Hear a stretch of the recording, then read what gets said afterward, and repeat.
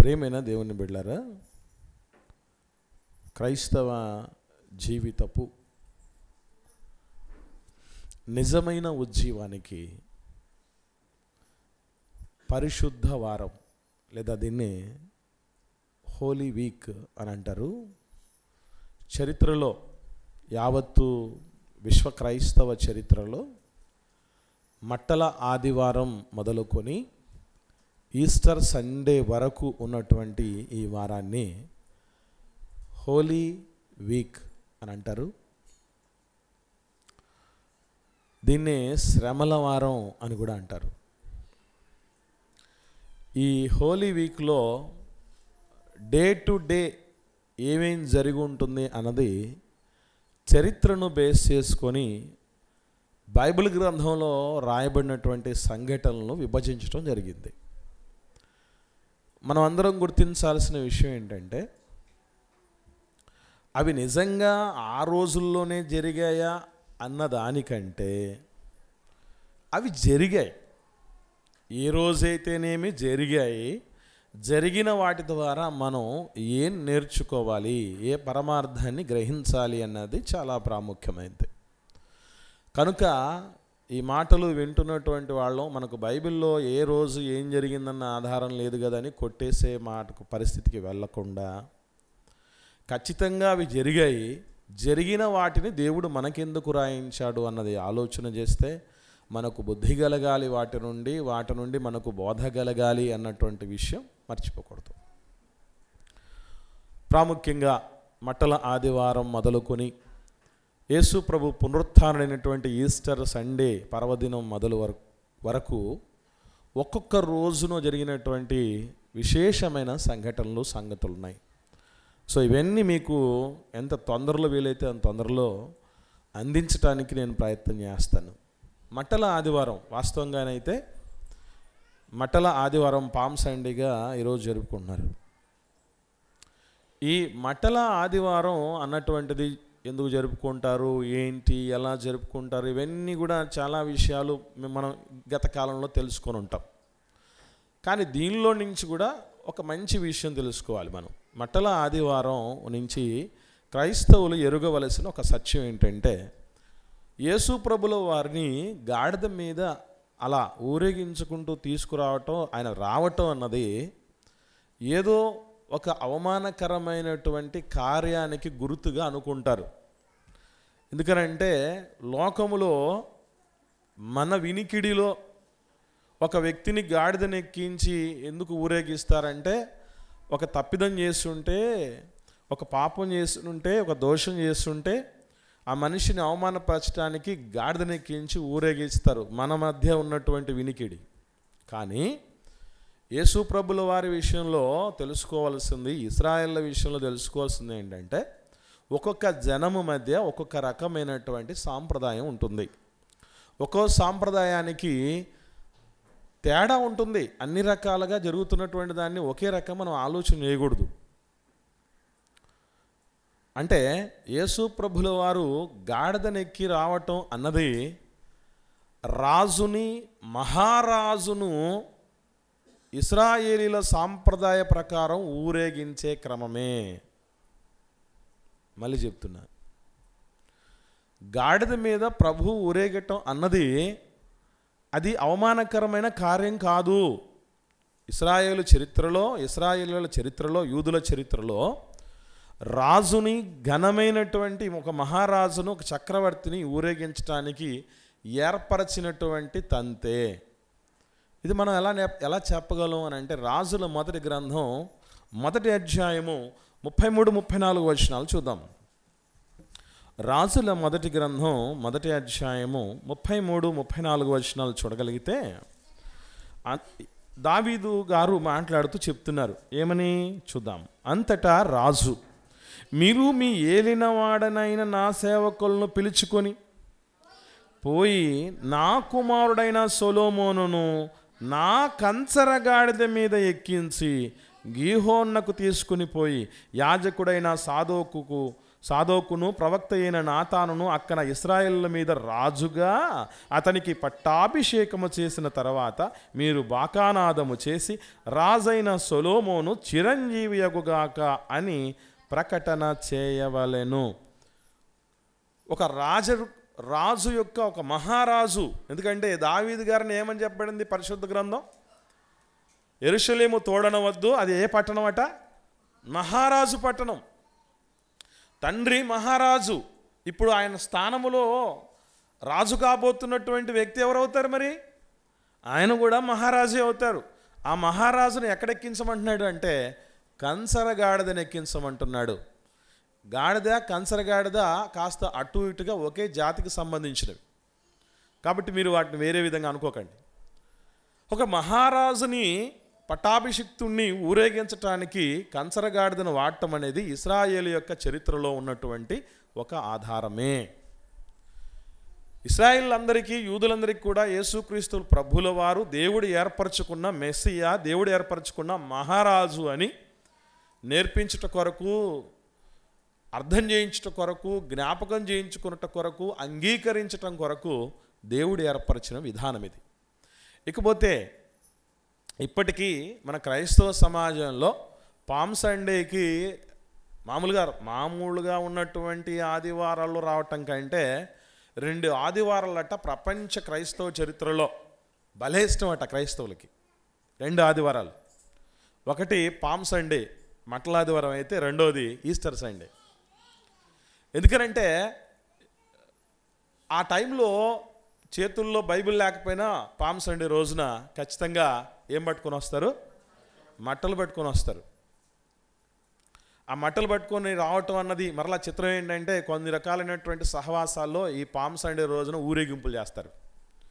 ఆ ఊరేగింపులు చేసేటప్పుడు ఒక్కొక్కరి చేతిలో మట్టలు ఉంటాయి. ఆ మట్టలు కూడా మామూలుగా పెడితే పెద్ద అట్రాక్టివ్గా ఉండవని ఆ చివర్లలో ఎడ్జెస్లో ఏం చేస్తారంటే మల్లెపూలను గుచ్చుతారు. మల్లెపూలను గుచ్చి తీసుకెళ్తారన్నమాట.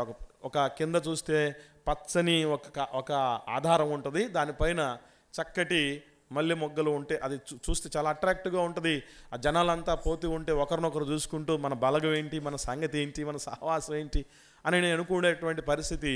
మనలాంటి వాళ్ళు చూస్తే ఇవన్నీ లేకుండా పోతే వీళ్ళకి అసలు సహవాసం తెలియదు, సంతోషం తెలియదు, సంబరం తెలియదు. వీళ్ళంతా ఎట్లా అంటే క్రైస్తవులు 2 రకాలట. సంబర క్రైస్తవులు, సన్యాసి క్రైస్తవులు అని. అట్లా సంబర క్రైస్తవులు ఏం కాదు, వీళ్ళు సన్యాసి క్రైస్తవులు అని అట్లాంటి వాళ్ళ మధ్యకి పోతే మనం కూడా సన్యాసులం అయిపోతామని క్రైస్తవుల్లో మనలాంటి వాళ్ళ దగ్గర చాలామంది రారు. మీకు కూడా కొన్ని సందర్భాల్లో అలాంటి వాళ్ళు చూసినప్పుడు మనం కూడా చేస్తే అంత బాగుంటుంది అని అనిపిస్తుంది కదా. కానీ వాస్తవం ఏంటంటే అలా మట్టలు పట్టుకొని తిరిగినటువంటి వాళ్ళు వారం తిరగకముందు ఏం చేశారు తెలుసా? పామ్ సండే జరిగినటువంటి వితిన్ 5 days గురువారం రోజునే యేసుప్రభుల వారిని సిలువేయమన్నాడు. ఆదివారం నుంచి గురువారానికి ఎన్ని రోజులు అయ్యాయి? వితిన్ 5 days 5 రోజుల్లోపు వీళ్ళు పూర్తిగా మారిపోయారు. మా రాజుగా ఊరేగించిన వాళ్ళు, కేకలేసిన వాళ్ళు, అంబరాన్ని అంటేటట్టుగా సెలబ్రేట్ చేసుకున్నటువంటి వాళ్ళు 5 రోజులు తిరిగేలోపు మారిపోయారు.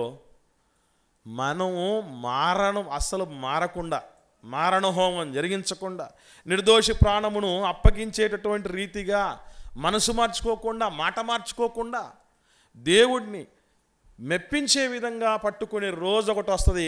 అప్పుడు పట్టుకోవాలి ఖర్జూరపు మట్టలు. ఆ రోజు ఎప్పుడు అనుకుంటున్నారు? ఎలాంటి వాళ్ళు పట్టుకోవాలనుకుంటున్నారు? మనకు తెలుసు. ప్రకటన గ్రంథం చూద్దాం 7వ అధ్యాయంలో.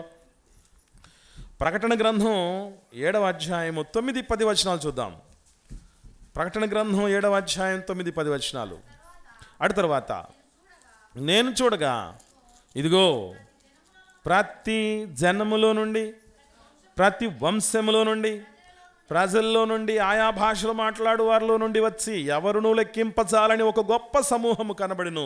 వారు తెల్లని వస్త్రములు ధరించుకున్న వారే ఖర్జూరపు మట్టలు చేత పట్టుకుని సింహాసనం ఎదుట గొర్రెపిల్ల ఎదుట నిలవబడి సింహాసనాసీనుడైన మా దేవునికి నీ గొర్రెపిల్లకును మా రక్షణకై స్తోత్రమని మహాశబ్దముతో ఎలుగెత్తి చెప్పిరి. ఖచ్చితంగా మనం ఉంటున్నటువంటి ఈరోజు భూమి మీద బతుకుతున్నటువంటి ప్రదేశంలో మన సహవాసం మధ్య, మన చుట్టూ ఉన్న ప్రజల మధ్య మనం ఖర్జూరపు మంటలు పట్టుకొని ఊరేగించకపోయినా, ఊరేగించబడినా పెద్ద సమస్య ఏం లేదు. కానీ ఖచ్చితంగా మనం మహాలోకంలో, పరలోకంలో ఖర్జూరపు మంటలు పట్టుకొని ఎలుగెత్తి చాటే రోజు వస్తుంది. అప్పుడు దానిని మనం మిస్ చేసుకోకూడదు.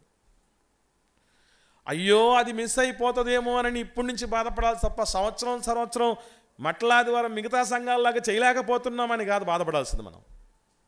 ఇక మట్లాదివారం సందర్భంగా మనం తెలుసుకోవాల్సిన మరొక విషయం ఏంటంటే, యేసు ప్రభులో వారు ఎక్కినటువంటి గాడిద జీవితంలో ఆ రోజు చాలా స్పెషల్ డే దానికి. ఎందుకంటే దానికి ఉన్నటువంటి మైలబట్టలు మోసేటటువంటి దుస్థితి, మాటెత్తితే ఎవరు పడితే వాళ్ళు తిట్టి, ఈవెన్ తప్పు పని చేసిన ప్రతిసారి ఏమంటారండి, గాడిద, అడ్డగాడిద అని అంటూ ఉంటారు. అట్లా తిట్టిన తిట్టు తిని విని అలాంటి దాని చెవుల్లో జయము జయము అన్నటువంటి మాటలు, మైలబట్టలు కాదు కదా, ఏవీ లేవు, ప్రపంచంలో ఉన్న మానవుడి మలినములన్నిటినీ చేసినటువంటి మహామహనీయుడు తన మీద కూర్చున్నందుకు కాళ్ళ క్రింద బట్టలు పరచడం జరిగింది. చుట్టూ కోలాహలం, ఒక వింత. దానికి తన జీవితం చరితార్థమైనటువంటి రోజు. నా భూతో నా భవిష్యత్తు తన జీవితంలో. కాసేపు తన గాడిద మీద కూర్చుంటేనే గాడిద జీవితం అట్లా మారిపోయింది. ఈరోజు మన జీవితాల్లోనికి సంపూర్ణంగా ప్రభువును తెచ్చుకున్నాం అనుకున్న వాళ్ళ బ్రతుకులు ఇంకెంత బాగుండాలి.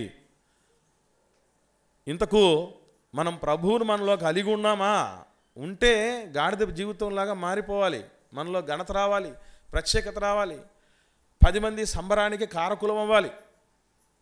కానీ అలా ఉండలేకపోతున్నామనంటే మనకంటే ఆ గాడిదే చాలా బెటరు అని అర్థం.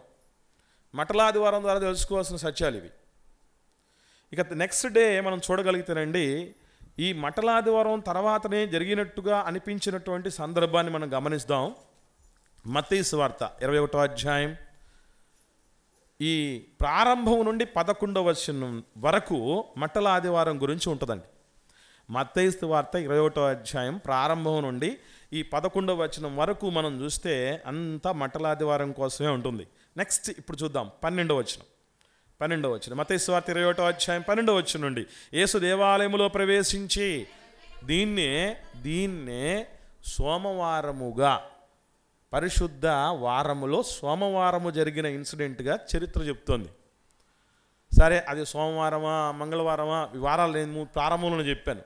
ఎప్పుడు జరిగినాయి అనేదానికంటే ఇవి జరిగాయి అన్నది మనం గమనించగలిగితే, యేసు ప్రభుల వారు ఎప్పుడు చూసినా, దేవుడు ఎప్పుడు చూసినా దేవుని ప్రజలు ఎక్కడ గుమికూడతారో అక్కడ ఉండాలని ఆశపడుతూ ఉంటాడు. సంఘముల మధ్య 7 సంఘాల మధ్య దేవుడు సంచరిస్తున్నాడు అన్న మాట కనబడుతుంది. యేసు ప్రభుల వారు ఉంటున్నాడు, పరిశుద్ధాత్ముడు ఉంటున్నారని 7 సంఘాల గురించి ప్రకటన గ్రంథంలో చూస్తే మనకు కనబడుతుంది. ఇక్కడ కూడా మనం చూస్తే యేసు ప్రభుల వారు ఎన్నో సందర్భాల్లో విశ్రాంతి దినమున సమాజ మందిరంలోనికి వెళ్ళిపోతూ ఉండేవాడు. ఆయన బైబిల్ చదివేటటువంటి వాడు, పాత నిబంధన ధర్మశాస్త్రం చదివేటటువంటి వాడు, దానికి సంబంధించినటువంటి వివరాలు చెప్పేవాడు. ఈవెన్ ఎంతోమందికి ఆ మందిరంలోనికి వచ్చినటువంటి వాళ్ళకి స్వస్థత కావాల్సిన వాళ్ళకి స్వస్థతనిచ్చేటువంటి వాడు, ఎన్నో విషయాలు తెలియపరిచాడు. ఇక్కడ కూడా మీరు చూస్తే పస్కా పండుగ చివరి దశలో ఆయన యేసుప్రభువు వారు ఇంకా కొన్ని దినాల్లో మరణించబోతున్నాడు. అప్పుడు జరిగిన పస్కా ఇది. ఈ పస్కా పండుగను బేస్ చేసుకొని కొంతమంది అండి దేవుని బిడ్డలకండి, అరే ఒక పండుగ వస్తుందంటే భక్తిలో మరింత మనం ఎదగటానికి, మరింత దేవుడికి చేరువవటానికి, మరింత లోకం మీద విరక్తి మనం పెంచుకోవటానికి, భక్తిలో ఉన్నటువంటి ఆ మాధుర్యాన్ని అనుభవించడానికి మంచి సమయం, మంచి తరుణం అని కొందరికి అనిపిస్తుంది. మరికొందరికి ఏమనిపిస్తుందంటే ఇది మంచి వ్యాపార సమయం, it's a perfect business time అనుకుంటారు, మంచి వ్యాపార సమయం. అందుకే ఇక్కడ మనం చూస్తే యేసుప్రభుల వారు అక్కడ ప్రవేశించిన తర్వాత ఏం జరుగుతుందట, క్రయ విక్రయాలు చేస్తున్నారట, రూకలు మార్చువారు ఉంటున్నారట, గువ్వలు అమ్మే వాళ్ళు ఉన్నారట. వాళ్ళందరినీ తీసేస్తే మీరు గమనించండి, చాలామందికి తెలియని విషయం ఏంటంటే, నిజంగా వాళ్ళకు నష్టం కలిగించిన పని అయితే అది తప్పుడు పని అంటే నష్టపోయిన వాళ్ళు ఒక్కడన్నా మాట్లాడాడు? అక్కడ నష్టపోయినాడు ఒక్కడన్నా మాట్లాడాడండి? గువ్వలను తోలేస్తూ ఉన్నాడు, పశువులను తోలేశాడు ఆయన, రూకలు మార్చేటువంటి వాటిని చల్లేస్తున్నాడు. ఒక్కడు మాట్లాడడం లేదు. కారణం ఏంటంటే ఎంతో కాలంగా ఈ దందా సాగుతుందన్నమాట. దానికి తోడు చుట్టూ ఉన్న ప్రజలు కూడా ఒక్కరు కూడా వారించడం లేదు. ఏమయ్యా, పస్కా పండుగలో రూకలు మార్చడం సహజమే. ఎందుకనంటే ఎక్కడెక్కడి నుంచో వస్తారు దేవుని ప్రజలు వచ్చినటువంటి ప్రజలు అక్కడి నుంచి పశువుని తీసుకురావాలంటే ఎంత కష్టం, వాళ్ళు రావటమే కష్టం. రూకలు ఎందుకు మార్చాల్సి వచ్చింది? ఒక్కొక్క దేశం నుంచి వస్తారు, వచ్చినటువంటి వాళ్ళు పైసలు పట్టుకొని వస్తే అక్కడ దొరుకుతున్న గువ్వలను, అక్కడ దొరుకుతున్నటువంటి పశువులను వాళ్ళ యొక్క డబ్బులు ఇచ్చి కొనాలి. అప్పుడు అది మారదు కదా. మనము రూపాయలను బట్టుకెళ్ళి అమెరికాలో పోయి ఏదైనా కొనుక్కోవాలనుకున్నాం అనుకోండి, అవ్వదు. అక్కడ మన రూపాయిని ఏ విధంగా మార్చాలి? డాలర్గా మార్చాలి. అమెరికా డాలర్లు తీసుకొని వచ్చి ఇండియాలో తీసుకొని వస్తే అవ్వదు. ఇక్కడ రూపాయలుగా దాన్ని మార్చి కొనాలి. అదే రూకలు మార్చడం అంటే, అదే ఫారిన్ ఎక్స్చేంజ్ అంటారే అది. అలా గువ్వలు మార్చాలి, మరి రూకలు మార్చాలి, జరగాల్సిన పనే. కానీ దీనిని ఆసరాగా తీసుకొని వ్యాపారముతో వర్ధిల్లాలన్నటువంటి ఆలోచన. అందుకే నా తండ్రి మందిరాన్ని, నా దేవుడి మందిరాన్ని దొంగల గుహగా మార్చారు, వ్యాపారపు ఇల్లుగా మార్చారు అని. ఇది ప్రార్థనా మందిరంగా ఉండాల్సింది, అన్ని జనులకు సైతం ప్రార్థనా మందిరంగా ఉండాల్సింది. ధన్యజనులకు మాత్రమే కాదు, సొంత ప్రజలకు మాత్రమే కాదు, ఈజులకు ఇశ్రాయేలు కోసం మాత్రమే కాదు. ఇక్కడ జరుగుతున్నటువంటి ప్రార్థనలు, ఇక్కడ జరుగుతున్నటువంటి ధర్మకార్యాలు, ఇక్కడ జరుగుతున్నటువంటి పుణ్యకార్యాలను చూసి అన్ని జనులు కూడా ఆకర్షితులై దేవుడి సన్నిధికి వచ్చి మరలేడాలి అన్నటువంటి ఉద్దేశంతో దాన్ని ఏర్పాటు చేశాడు. కానీ అందుకే దేవుడి ఆలయం, దేవుడి ప్రజలు గుమికూడుతున్నటువంటి స్థలం నాకు ఒకనాడు అనిపించేది. కొందరు చర్చెస్ కడితేనండి చాలా అద్భుతంగా, చాలా కంఫర్టబుల్గా, అందరికీ అందుబాటులో ఉండేటట్టుగా, చక్కగా దేవుని సన్నిధిలో గడిపేటట్టుగా వాళ్ళు ఏర్పాటు చేసుకుంటూ ఉంటే ఏమి వీళ్ళు ఇంత సుఖమరిగారని అనిపించేది నాకు. కానీ గుర్తుపెట్టుకోవాల్సిన విషయం ఏంటంటే, మన ఇల్లు బాగలేకపోయినా దేవుని ప్రజలు అనేకులు వచ్చి ఆరాధించే స్థలం, ప్రార్థించే స్థలం అది బాగుండాలి. అలా నాకు అనిపించిన తర్వాతనే బిల్డింగ్స్ రూపురేఖలు మార్పు మొదలయ్యాయి. ఒకరు కాదు, ఇద్దరు కాదు, క్రీస్తు యేసు స్వరక్తము చేత కడగబడినటువంటి అనేకులైన పరిశుద్ధులు వచ్చి తండ్రికి మొరలిడే ప్రాంతం ఇది, తండ్రిని ప్రస్తుతించే ప్రాంతం ఇది. ఇంకా మంచిగా నామకార్థులు, నమ్మకస్తులుగా మార్చగలిగినటువంటి మంచి ప్రదేశం ఇది. కాబట్టి అన్నిటికంటే ముఖ్యంగా ఈ ప్రదేశం బాగా ఉండాలన్నటువంటి ఆలోచన. అది వ్యాపారపు కేంద్రంగా మారకూడదు. రానున్నటువంటి పరలోకానికి సిద్ధపరచడానికి ఒక తయారీ కేంద్రంగా, ఒక శిక్షణాలయంగా ఉండగలగాలి అనేది దేవుడు అనుకున్నటువంటి విషయం.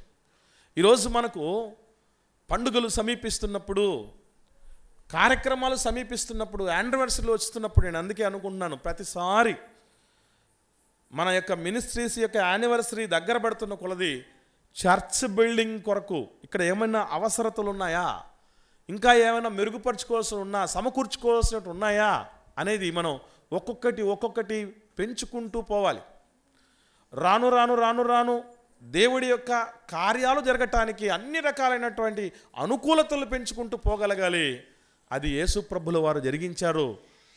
దాన్ని చూసి తట్టుకోలేకపోయారు. ఎలా ఉండాల్సిన ప్రదేశం ఎలా మారిపోయిందని.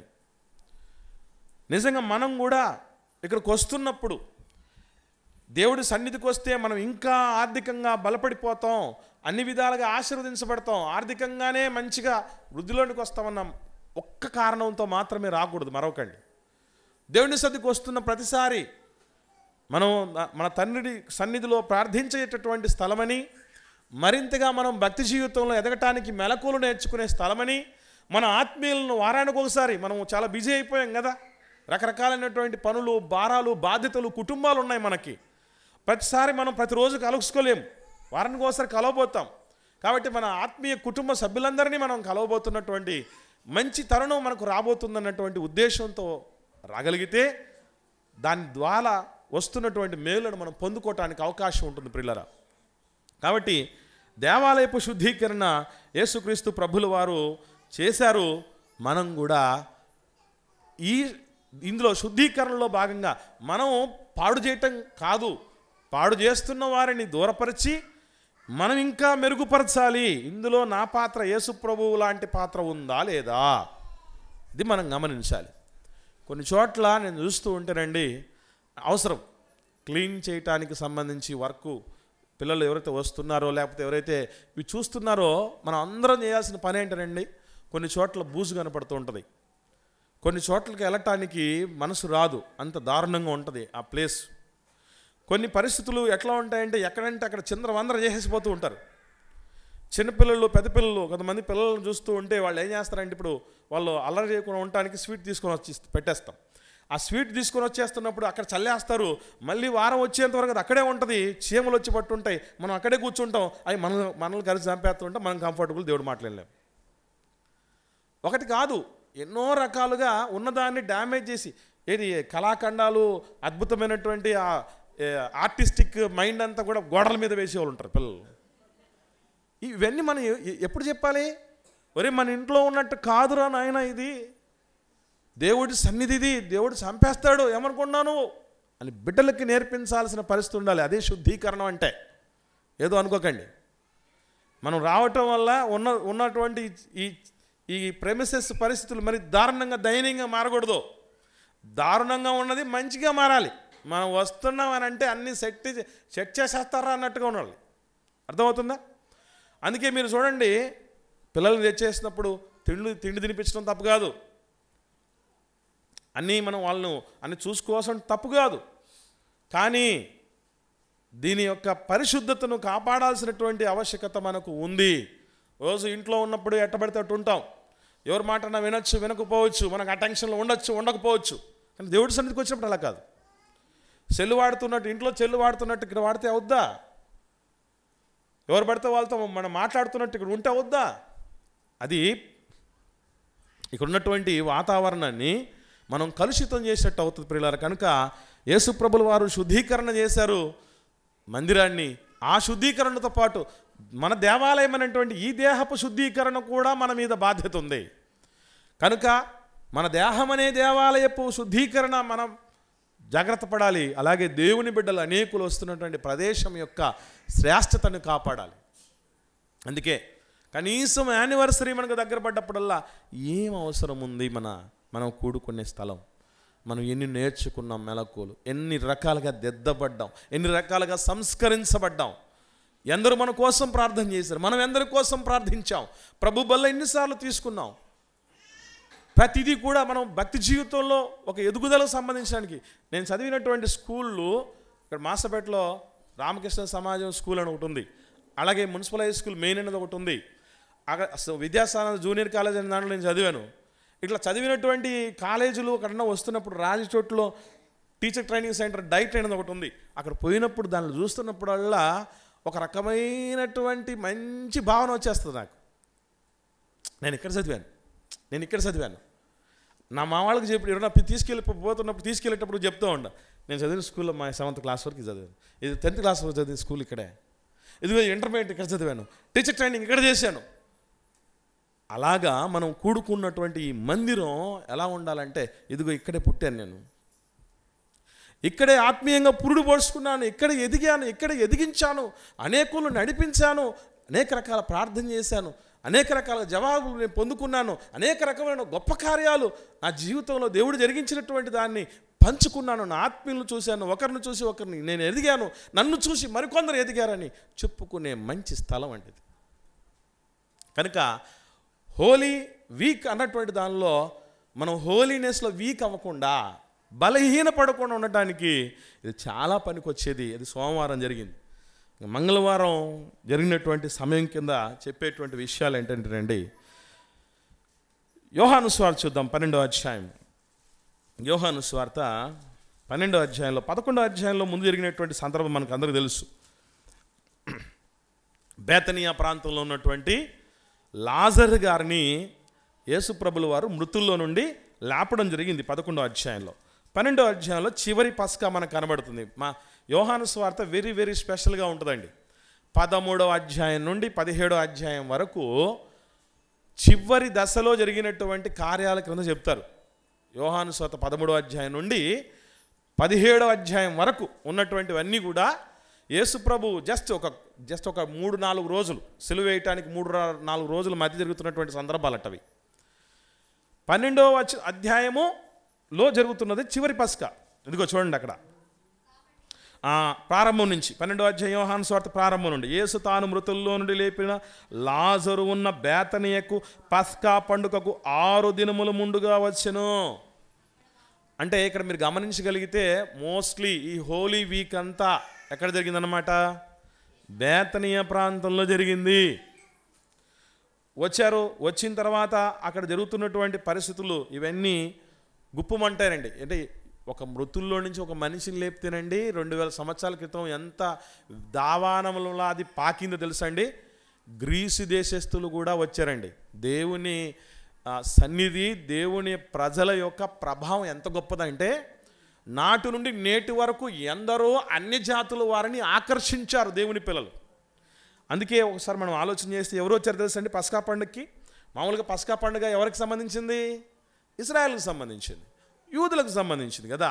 కానీ ఎవరు వచ్చారు తెలుసా? 20వ వచనం చూడండి. 20వ వచనం యోహాను సువార్త 12వ అధ్యాయం 20వ వచనం. ఆ పండుగల్లో ఆరాధింపవచ్చిన వారిలో కొందరు గ్రీసు దేశస్తులు ఉండిరి.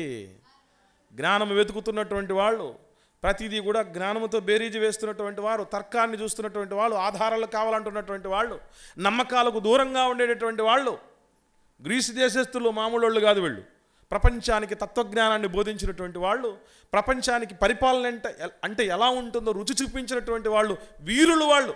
వీరుడు అనగానే ఇప్పటికీ ఎంతోమంది రాజ్యాలను స్థాపించి నడిపినటువంటి రాజులు ఉన్నారు. కానీ వీరులు అనగానే గ్రీకు వీరులు అంటారు.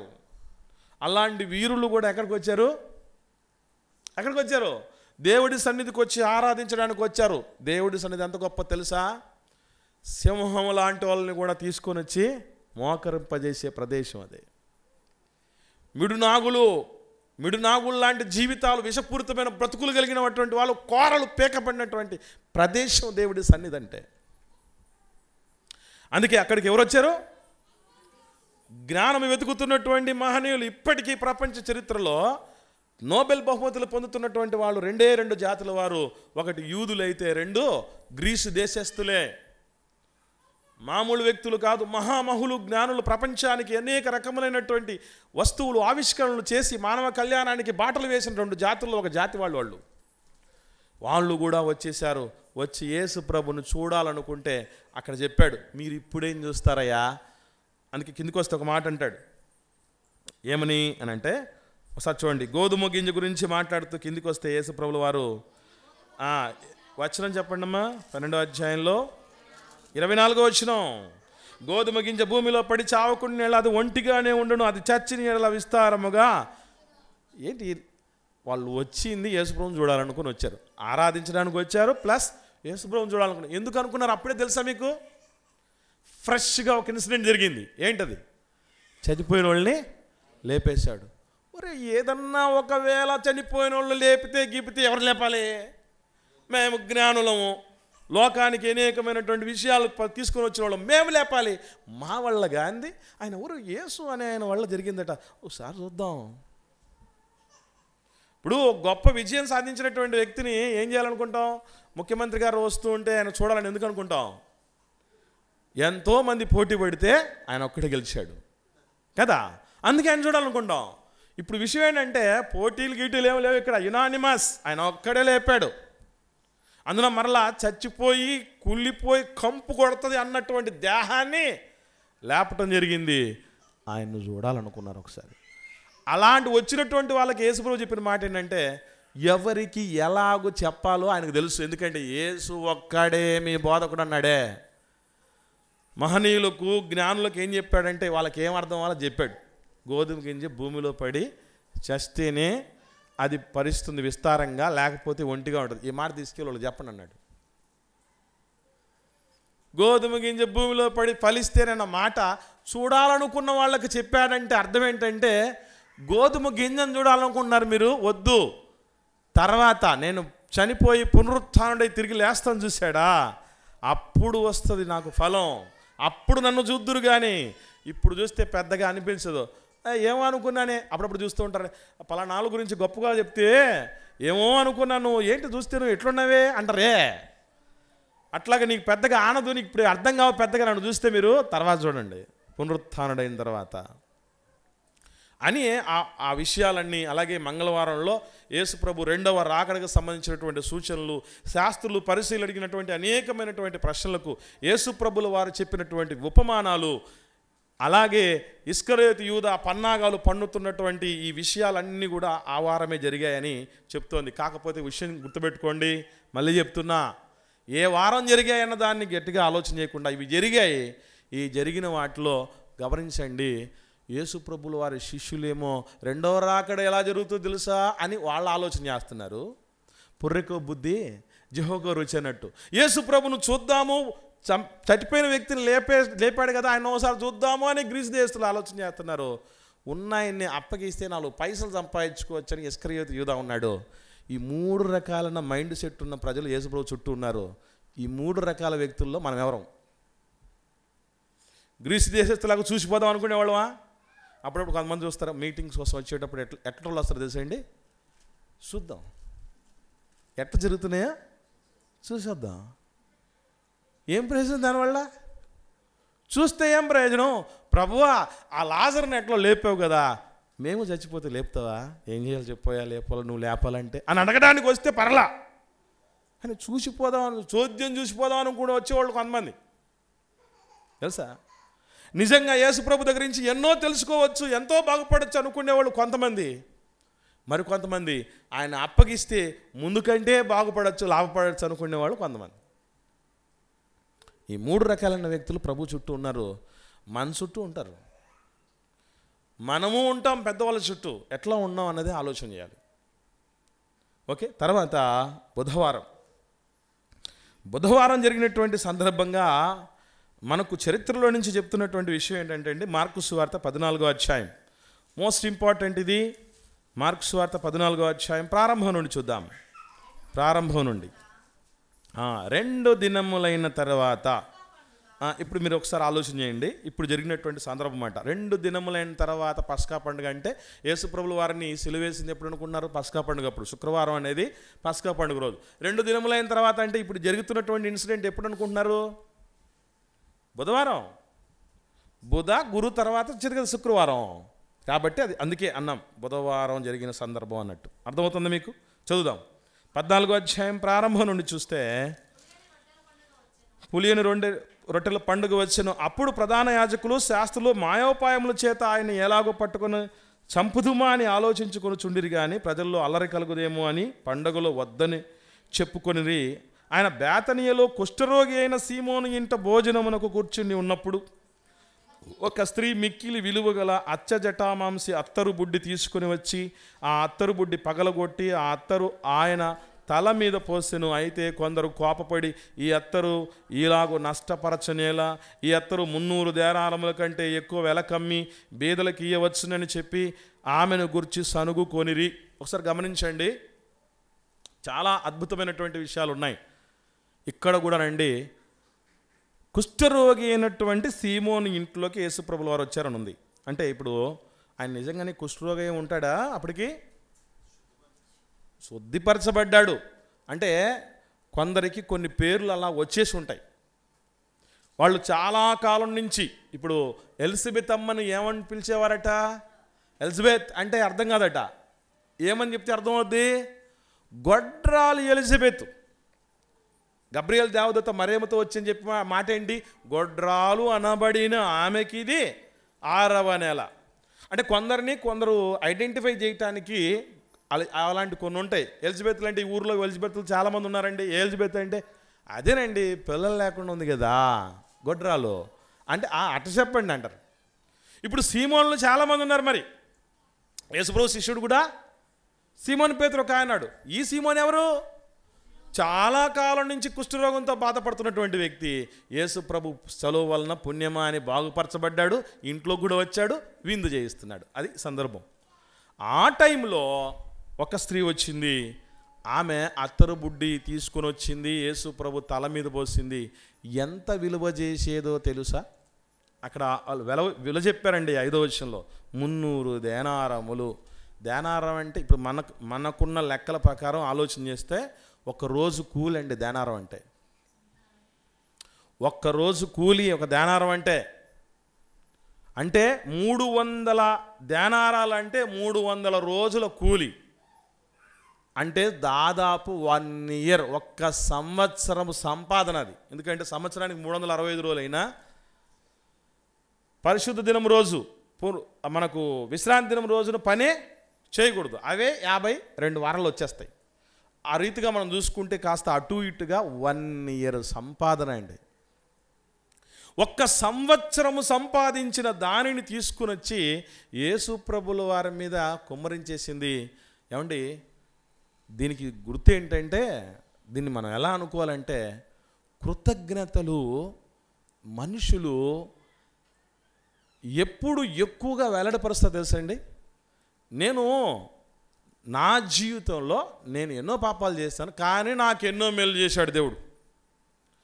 అది ఎప్పుడైతే మనలోకి వచ్చేస్తుందో మన కృతజ్ఞత ఈజీగా బయటపడిపోతుంది. ఏ కృతజ్ఞత మన నుంచి బయటపడడం లేదనుకోండి, మనం ఏమనుకున్నట్టు తెలుసా, మాకు దేవుడు ఏమీ చేయలేదని, నాకు దేవుడు ఏమీ చేయలేదని అనుకున్నట్టుగా. అందుకనే సంఘంలో సహవాసంలోకి వచ్చిన వాళ్ళు కృతజ్ఞత వెల్లడిపరిచే క్రమములో అందరూ ఒకేలాగా వెల్లడిపరచరు. బేతనీయలో కూడా ఈ సహోదరి మిగిలిన వాళ్ళందరికంటే ప్రత్యేకంగా ఒక్క సంవత్సరము సంపాదన తీసుకుని వచ్చి యేసు ప్రభుల వారి తల మీద పోసింది. ఈ టైంలో మిగతా వాళ్ళు సనుక్కున్నారే, కానీ యేసు ప్రభుల వారు ఏమన్నారండి 6వ వచనంలో, అందుకు యేసు ఇట్లన్న, ఈమె జోలికి పోవద్దు, ఈమెను ఎందుకు తొందర పెడుతున్నారు, ఈమె నా ఎడల మంచి కార్యం చేసింది. ప్రజల్లో మనం చేస్తున్న మంచి పనులు అందరూ అర్థం చేసుకోరు, మర్చిపోకండి. మనం మంచి పని చేయటానికి పూనుకున్నప్పుడు అందరూ అర్థం చేసుకోలేరు. అర్థం చేసుకుంటారని భ్రమపడొద్దు. మళ్ళీ చెప్తున్నా, మంచి కార్యం చేసింది అన్నాడా యేసుప్రభుల వారు, కానీ మంచి కార్యం చేసిందని అందరూ అనుకున్నారు. మరి అందరూ అనుకుంటారా? ఇప్పుడు మనం యానివర్సరీ చేస్తున్నాం అనుకోండి, మీరు అందరూ మంచి కార్యం అనుకుంటారు ఏంటి? అందరూ మంచి కార్యం అనుకుంటారా? ఏమనుకోవడానికి అవకాశం ఉంటుంది తెలుసా? ఏమండి, బయట అవసరమా అని అనుకునే వాళ్ళు ఒకరు, ఇంత ఖర్చు అవసరమా అనుకునే వాళ్ళు ఇంకొకరు, వాళ్ళ అవసరమా వీళ్ళ అవసరమా, ఒకటి కాదు. మంచి అని అనుకునేటటువంటి మంచి పనికి మంచి అని అనుకునే వాళ్ళు అందరూ ఉండరు. మరొకండి, నాకు ఈ విషయాలు తెలుసు కాబట్టే నేను ట్రైన్ లాగా దూసుకుపోవాలని అనుకుంటూ ఉంటా. ఎప్పుడు చూసినా అడ్డపడేవాళ్ళు, మాట్లాడేవాళ్ళు, రకరకాలుగా చెప్పేవాళ్ళు, చేసేవాళ్ళు ఉండనే ఉంటారు. ఇంకా ఎన్ని ఆలోచన చేస్తే అవ్వదు పని, ఉన్న మంచి పని కూడా జరగదు. అది నాకు తెలుసు. మిగతా వాళ్ళు విషయం గురించి, కార్యం గురించి అనుకోవటానికి, నాయకుడు అనుకోవడానికి ఎంత తేడా ఉంటుందంటే, మిగతా వాళ్ళు అనుకునే పనులన్నీ ఎలా ఉంటాయంటే, ఎలకలన్నీ కలిసి పిల్లి మెడకు గంట కట్టాలని అనుకున్నాయట. అవుద్దా? ఏ ఎలక దగ్గరకు పోయినా అయిపోద్ది. కాబట్టి బలమైన నాయకత్వం చాలా అవసరం సంఘానికి, సహవాసానికి. ధైర్యంగా ముందుకు సాగలిగినటువంటి పరిస్థితి కలిగినటువంటి వాళ్ళు అవసరం. వానికి దీనికి భయపడితే అయ్యే పని కాదు. ఒక్క సంవత్సరం సంపాదించినటువంటి సంపాదనతో ఆమె ఏమైనా సంపాదించుకోవచ్చు. ఇంత బంగారం కొనుక్కోవచ్చు. ఆడకూతురంటే దేని మీద ఉంటుందండి ఆశ? చెప్పండి. మీరు చెప్పరంటే నేను బైబిల్లో నుంచి చెప్తా. కన్యక తన ఆభరణములను మరచున, పెళ్లి కుమార్తె కనీసం బంగారుది పెట్టుకోకపోయినా, డూప్లికేట్దైనా పెట్టుకోకుండా పెళ్లి చేసుకున్నా అని అర్థం. అట్లాగా ఇప్పుడున్నటువంటి రేట్ల ప్రకారం సంవత్సరం రోజులు సంపాదించినటువంటి సంపాదన, ఇప్పుడున్నటువంటి కూలి రోజుకు కనీసం 1000 రూపాయలు ఉంది. 300 రోజులు అంటే ఎంత అనుకుంటున్నారు? 300 × 1000 ఎంత అవుతుందండి? 2 లక్షల రూపాయలు తీసుకుని వచ్చి యేసుప్రభు తల మీద పోసింది. ఎవరన్నా మీ ఇంట్లో నుంచి కాస్త ఎక్కువ తీసుకొచ్చి కానుకిచ్చారనుకోండి, ఏమంటారు? వామ్మో వామ్మో, ఎంత డబ్బు ఏం అవసరం, వాడు అసలు వాడతాడా దేవుడి కోసం? లేదు, వాడి జోబులో వేసుకుంటాడేమో లేదో. మనకిప్పుడు ఎన్ని అవసరాలు ఉన్నాయి, ఎన్ని అనుకుంటారండి? ఎస్, ఉంటారటోళ్ళు. యేసు ప్రభు దగ్గర పోసినప్పుడే ఏమన్నారు? ఎందుకు పేదోళ్ళకి ఇవ్వచ్చు కదా అన్నటువంటి వాళ్ళు. ఏమండి, మంచి పని చేసేవాడికి విమర్శించేవాళ్ళు ఎక్కువ మంది ఉంటారు. అయినా కూడా మర్చిపోకండి, ఒకటే మాట, లోకంలో ఒక సామెత ఉంది, చేతగానుల్లో మాటలు ఎక్కువ మాట్లాడతారట, చల్లని రూపాయికి గీతలు ఎక్కువ ఉంటాయట. చల్లని రూపాయికి గీతలు ఎక్కువ, చేతగానులకు మాటలు ఎక్కువ. పనులు ఉండవు. పని చేసింది తల్లి, ఒక ఆడకూతురు, ఆడబిడ్డ ఏం చేస్తా అనుకోకండి. యేసుప్రభువు వారు చెప్పిన మాట ఏంటి తెలుసా? ఇదిగో ఈమె చేసిన పని ఎంత గొప్పదో చెప్తూ అంటాడు. చూడండి 7వ వచనం, బీదలు ఎల్లప్పుడు మీతోనే ఉన్నారు, మీకు ఇష్టమైనప్పుడల్లా వారికి మేలు చేయొచ్చు, నేను ఎల్లప్పుడు మీతో ఉండను. ఈమె తన, నోట్ దిస్ పాయింట్, ఆడబిడ్డ అనుకుంటే ఏం చేయగలదట? శక్తి కొలది నా భూస్థాపన నిమిత్తము నా శరీరమును ముందుగా అభిషేకించింది. సర్వలోకములో ఎక్కడ ఈ సువార్త ప్రకటించబడుతుందో అక్కడ ఈమె చేసినది జ్ఞాపకార్థంగా ప్రశంసించబడును అని మీతో చెప్పుచున్నాను. అది జరిగింది బుధవారం రోజు. దీన్ని మన జీవితానికి ఎట్లా అప్లై చేసుకోవాలంటే, మనం కూడా ప్రభు పని చేసేటప్పుడు శక్తి కొలది చేస్తామా? మనం శక్తి కొలది ఎప్పుడు చేస్తాం తెలుసా? ఎవరి కోసం చేస్తాం తెలుసా? శక్తి కొలది ఎవరి కోసం ఎప్పుడు చేస్తాం తెలుసా? మన కోసం చేసుకుంటాం, మన సొంత వాళ్ళ కోసం చేసుకుంటాం. దేవుడి పని అనగానే శక్తి తక్కువగా, నేను చేతగాడంలో మా వల్ల కాదు, మా కుదరదు అనే పరిస్థితులు వస్తున్నాయంటే గుర్తుపెట్టుకోండి, దేవుణ్ణి సొంతగా మనం అనుకోవట్లేదని అర్థం. అంతే, అంతకంటే చెప్పండి. నా సొంతానికి ఇది అనుకుంటే మనం ఏం చేస్తాం? ప్రస్తుతానికి నాకున్న సామర్థ్యం సరిపోదు అనుకున్న అప్పో చేసి చేస్తాం. అవునా కదా? గమనించండి, ఒక ఆడకూతురు శక్తి కొలది చేసిందట ప్రభు కోసం. ఈ మాట మన జీవితంలో ఒక్కసారైనా, ఒక కార్యక్రమం విషయంలోనైనా దేవుడు మన గురించి చెప్పగలడా? శక్తి కొలది చేశారయ్యా వాళ్ళు. ఈ కార్యం శక్తి కొలది చేశారని, ఈ పని శక్తి కొలది చేశారని చెప్పగలడా ప్రభువు? ఆలోచన చేయండి. నెక్స్ట్, గురువారం జరిగినటువంటి సందర్భాలు చాలా ఉన్నాయి. ప్రాముఖ్యంగా యోహాను సువార్త 17వ అధ్యాయంలో యేసు ప్రభువుల వారు చేసిన చివరి ప్రార్థన ఉంది కదా, మనకు తెలుసు చివరి ప్రార్థన అని. అదంతా గురువారం రోజున చేసి, అలాగే పస్కా పండుగ, మనకు ప్రభురాత్రి భోజనం జరిగినటువంటి సందర్భం మనం తెలుసు కదా, మేడగది మీద, అది జరిగింది కూడా గురువారమేనని. అందులో కూడా ప్రాముఖ్యమైన విషయం ఏంటంటే, మనకు తెలియదు కానీ ఈ గురువారానికి ఒక పేరు ఉంది. అదేంటో తెలుసా? మాండీ గురువారం అని. విన్నారు ఎవరన్నా పేరు? మాండీ గురువారం అంటారు దాన్ని. యాక్చువల్లీ అది రోమన్ భాష పదం. రోమన్ భాష అంటే కానీ ఇది ఎక్కడ ఉందో అనుకోకండి. రోమన్ భాషనే లాటిన్ భాష అంటారు, లాటిన్ భాషనే రోమన్ భాష అంటారు. లాటిన్ భాష పదం మాండీ. మాండీ అంటే అర్థం ఏంటంటే మ్యాండేటరీ లా. మ్యాండేటరీలో నుంచి మాండీ వచ్చిందట, అంటే ఖచ్చితంగా నెరవేర్చవలసిన ఆజ్ఞ చెప్పాడు ప్రభు. అక్కడ ఏం చేశాడు అప్పుడే తెలుసండి. ఆ గురువారం రోజున మనకు తెలుసు కదా, యేసు ప్రభువుల వారు శిష్యుల పాదాలు కడిగారని సందర్భం చూసారా? అది అప్పుడే యేసు ప్రభువుల వారు శిష్యుల పాదాలు కడిగినటువంటి సందర్భం ఈ ప్రపంచ చరిత్రలో మీరు గమనించగలిగితే, యోగ్యుడికి అయోగ్యుడు పాదాలు కడుగుతాడు. అవునా కదా? యోగ్యుడికి అయోగ్యుడు పాదాలు కడుగుతాడు. పెద్దవాడికి చిన్నవాళ్ళు పాదాలు కడుగుతారు కదా. కానీ యేసు ప్రభువుల వారు సృష్టికర్త, సృష్టించబడినటువంటి తన శిష్యులు వాళ్ళు ఇంకా అమాయకులు, ఇంకా చెప్పాలంటే విద్య లేని గొప్ప విద్యలు చదవనటువంటి పామరులు. అందులో మరల వాడు ఎలా అంటాడు?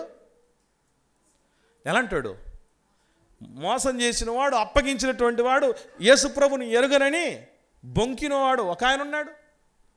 ఇంతమందిలో కూడా ఏం చేశాడంటే, ఒక మాట ఉందండి బైబిల్లో, నిజంగా మనం కుటుంబాల్లో సమస్యలు అనేవే రాకుండా ఉండాలంటే అద్భుతమైనటువంటి సూత్రం ఉంది. అది చూద్దాం. యోహాను సువార్త 13వ అధ్యాయం.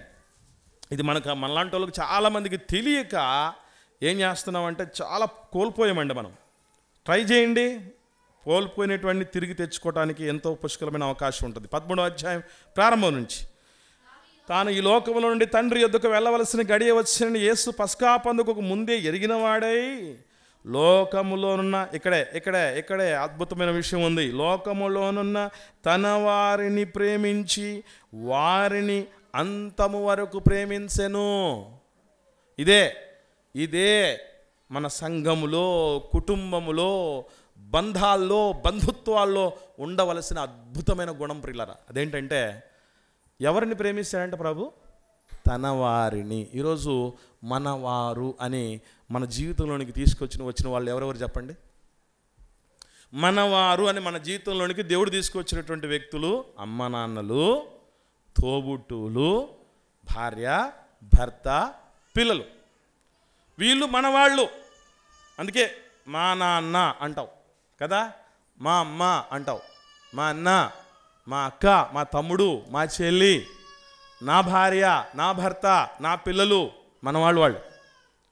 ముందు యేసు ప్రభువును మనం కలిగి ఉన్నామంటే గుర్తుపెట్టుకోవాల్సిన విషయం ఏంటంటే మన వారిని ప్రేమించాలండి. ఎప్పటిదాకా? అంతం వరకు ప్రేమించాలి. మరలా చెప్తున్నాను, మన వాళ్ళు, ఆయన వారు అని చెప్పబడిన వాళ్ళలో అందరూ మంచి వాళ్ళు ఉన్నారా? అందరూ యోగ్యులే ఉన్నారా? అందరూ శ్రేష్ఠులే ఉన్నారా? అందరూ నమ్మకస్తులే ఉన్నారా? అందరూ మేలైన వ్యక్తులే ఉన్నారా? లేదే. షార్ట్ టెంపర్ ఉన్నటువంటి వాళ్ళు ఉన్నారు. తెలుసా మీకు? జబదేయి కుమారులు ఏమని చెప్పడింది యేసుప్రభువు వారు? ఏమన్నారండి? ఉరుముతారు, మాటకు ముందు ఉరుముతారు, తేడా జరిగితే మీదకి పడతారు వాళ్ళు. అట్లాంటి వాళ్ళు ప్రభువా ఆకాశం నుంచి అగ్ని దింపి చంపేత్త వెళ్ళని అన్నటువంటి వాళ్ళు. అలా షార్ట్ టెంపర్ ఉన్నోళ్ళు ఉన్నారు. అలాగే ఎరుగనని బొంకిన ఆయన ఉన్నాడు. ఏకంగా యేసుప్రభును అమ్మేసిన ఆయన ఉన్నాడు. వాళ్ళని కూడా ప్రేమించాడు. అది యేసు ప్రభువుకున్న గొప్ప అద్వితీయమైనటువంటి గుణం. ఈరోజు కుటుంబాల్లో ఈ లక్షణమే లేకుండా చచ్చింది. సంబంధాల్లో ఈ గుణమే లేకుండా పోయింది. అందుకే ఈరోజు ప్రేమలు ఎట్లా ఉన్నాయంటే అన్ని జనుల ప్రేమలు, ఇంకా సుంకరుల ప్రేమలు ఉన్నాయి. ఏంటి సుంకరుల ప్రేమలు అంటే? సుంకరుల ప్రేమలు అంటే ఏంటి? మిమ్మల్ని ప్రేమించే వారినే మీరు ప్రేమిస్తారు. మీకు వందనాలు చెప్తేనే చెప్తాం. మనలో కొంతమంది ఉంటాం ఎట్టటోళ్ళు అంటే, వాడు వందనాలు చెప్తాడా లేదా? వాడు వందనాలు చెప్పిన తర్వాత నేను చెప్పాలి. వాడు చెప్పక మనం పొరపాటు కూడా చెప్పకూడదు. లేకపోతే నేను గొప్ప, వాళ్ళు గొప్ప. నా కిరీటం కింద పడిపోదు నేను ముందే విషయం చెప్పేస్తే అనుకునే వాళ్ళు ఉంటారు. నువ్వు ప్రేమిస్తే నేను ప్రేమిస్తా, నువ్వు అన్ని చేస్తే నేను అన్ని చూసుకుంటా, నువ్వు బాగుంటేనే నేను బాగుంటా అనే లక్షణాలు క్రీస్తు బిడ్డల లక్షణాలు కాదు. మర్చిపోకండి, ప్రభు ఏం చేశాడట? షరతులు లేని ప్రేమ. షరతులు లేని ప్రేమ అంటే అదే. సంఘంలో ఉన్నటువంటి వాళ్ళను కూడా నాయకుడు, ముఖ్యంగా నాయకుడు, నేను నాలాంటి వాళ్ళకు అప్లై చేసుకోవాలి కదా, బాగా ఇచ్చేవాడిని ఎత్తున పెట్టుకోవటం, అసలే ఇవ్వకుండా ఏమి చేయకుండా ఉన్నటువంటి వాడిని దూరం పెట్టేయటం, ఒకనేమో హక్కును చేర్చుకోవటం, పొగిడేవాడు ప్రతి ఏ పని చేసినా వాహ్ వా శబాష్ శబాష్ అనేవాడిని సూపర్గా దగ్గర పెట్టుకోవటం, లేదు ఏదైనా తప్పు ఉంది అది ఏమన్నా మనం సరి చేసుకుని అనుకున్న వాళ్ళు దూరం పెట్టడం. ఇది దైవజనుడి లక్షణం కాదు. ఇస్కరియోతు యూదా లాంటి వాడిని కూడా హక్కును పెట్టుకొని వాడు కాళ్ళు గడిగాడు. అది ఉండాలి క్రీస్తు ప్రేమ అంటే.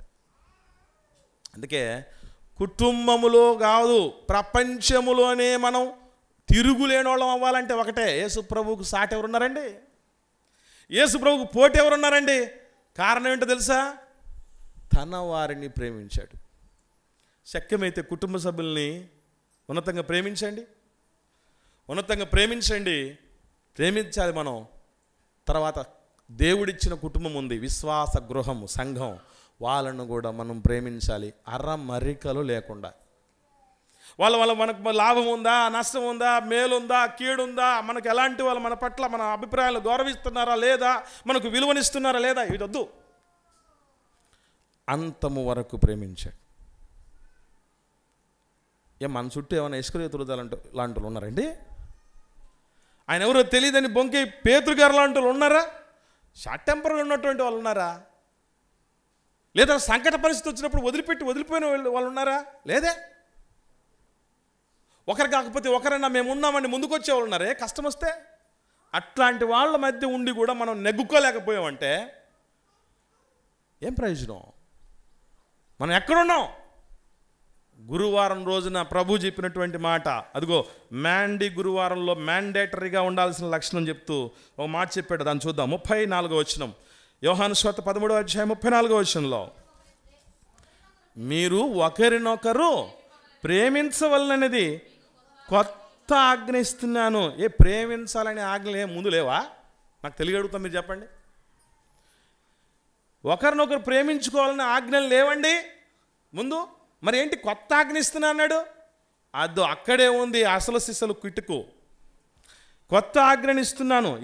ఏంటి ఆజ్ఞ అంటే, నేను మిమ్మల్ని ప్రేమించినట్టే మీరును ఒకరినొకరు ప్రేమించాలి.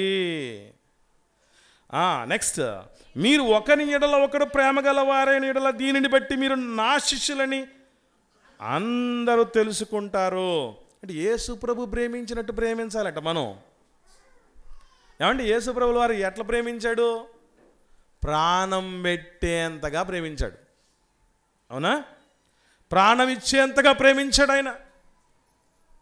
ఈరోజు మన వాళ్ళ కోసం మనం ప్రాణం ఇచ్చేంతగా ప్రేమిస్తాం. మనం నీ సంఘం కోసం ప్రాణం పెట్టేంతగా ప్రేమిస్తావా?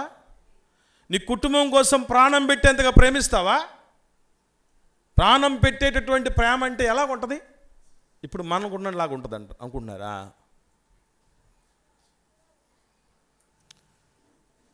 ఇవన్నీ దేవుడు చూస్తాడు.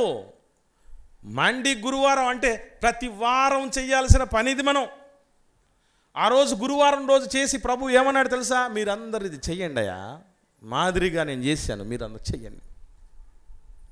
కాబట్టి చాలా ప్రాముఖ్యమైనటువంటి విషయం ప్రియులారా. ఆ తదుపరే యేసు ప్రభుల వారు తను చాలించారు. అది గుడ్ ఫ్రైడే.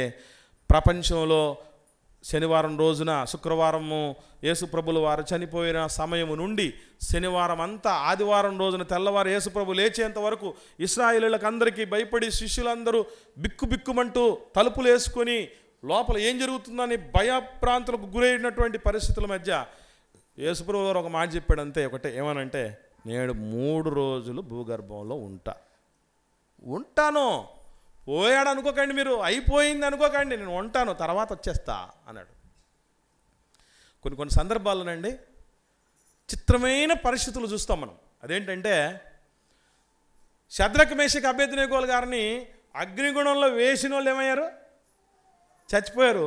వేయబడిన వాళ్ళు ఏమో బాగున్నారు. తర్వాత మనకు తెలుసు దర్యావేష్ రాజు దానియేలు గారిని సింహబోన్లో వేశారు. ఈయనకు రాత్రి అంతా నిద్రపట్ల, సంగీతం లేదు, ఏ పరిస్థితులు, ఏం ప్రశాంతత లేదు, నిద్ర లేదు. కానీ సింహబోన్లో దానియేలు గారు మంచిగా నిద్రపోయి తెల్లారు వచ్చి ఎప్పుడెప్పుడు తెల్లారుతుందా అని ఎదురు చూసి దర్యావేష్ రాజు వచ్చి, దానియేలు నిత్యము నువ్వు సేవిస్తున్న దేవుడు నిన్ను రక్షించరా అంటే, రాజు చిరంజీవి గాక ఇక్కడ హాజరై ఉన్నాను నేను ఇక్కడ అని మాట్లాడాడు. అంటే యేసుప్రభు బాగానే ఉన్నాడు, కానీ ఆయన చుట్టూ ఉన్నవాళ్ళు శిష్యులు అంతా అయిపోయింది అనుకున్నారు. అది వేసిన వాళ్ళే కాలిపోతే వీళ్ళు ఏమైపోతారని వేయబడిన వాళ్ళ గురించి అనుకుంటారే. దేవుడు అనుకుంటే ప్రకృతి పరిస్థితులను కూడా మార్చగల సమర్థుడు. అందుకే ఆయన సర్వశక్తిమంతుడు. పరిస్థితులను కూడా మార్చగలడు. సహజ సిద్ధమైనటువంటి అప్పుడు ప్రకృతి ధర్మం అంటాడే, ప్రకృతి ధర్మం, ఆ ధర్మాల్ని పెట్టిన పరమధర్మ అధిపతి అయినా అది కూడా మార్చగలడు ఆయన. అగ్ని అంటే కాల్చేదే, దేవుడు ఎంటర్ అయితే కాచేదవుద్ది. కాల్చే అగ్ని కాచేదిగా మారుతుంది దేవుడు ఎంటర్ అయితే. అది కాబట్టి ఆ శనివారం అయిపోయింది, ఆదివారం ప్రపంచానికి మరో జీవితం ఉందని మొట్టమొదటిసారిగా ప్రపంచానికి ఘనముగా చాటాడు. అందుకే ఈ ప్రపంచంలో ఎంత మహనీయులకైనా 2 రోజులు జననం మరణం సమాధి మీద చూస్తే మనకు అదే కనపడుతుంది.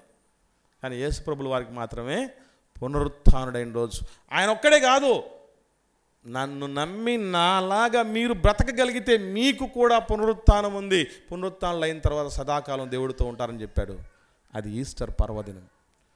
ప్రభు లేచాడు అని రంగులు చల్లుకుంటారు చాలామంది, తెలుసా? ఆ రోజున ఏమండి అసలు సిసలు హోలీ జరుపుకుంటారు. ఆ రోజు ఆయన లేచాడు నువ్వు హోలీ చేసుకోవడం కాదు, మనం లేచే విధంగా బతుకుతున్నామా, మనం లేచే విధంగా సమాధికి పోతున్నామా అని ఆలోచన చేయాలి.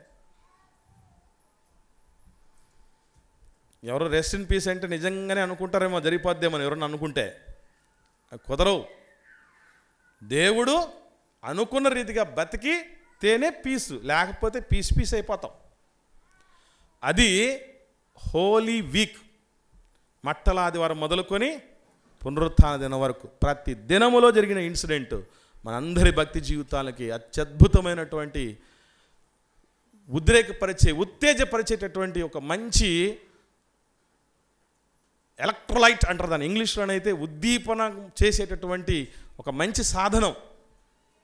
భోజనం చేస్తే తెప్పరిల్లుతాం చూసారా, చల్లని నీళ్లు తాగితే తెప్పరిల్లుతాం చూసారా, మాంసం చక్కగా తింటే తెప్పరిల్లుతాం చూసారా, ఒక కూల్ డ్రింక్ తాగితే తెప్పరిల్లుతాం చూసారా, దానికంటే శ్రేష్టమైనటువంటిది ఈ హోలీ వీక్లో జరిగినటువంటి సందర్భాలు.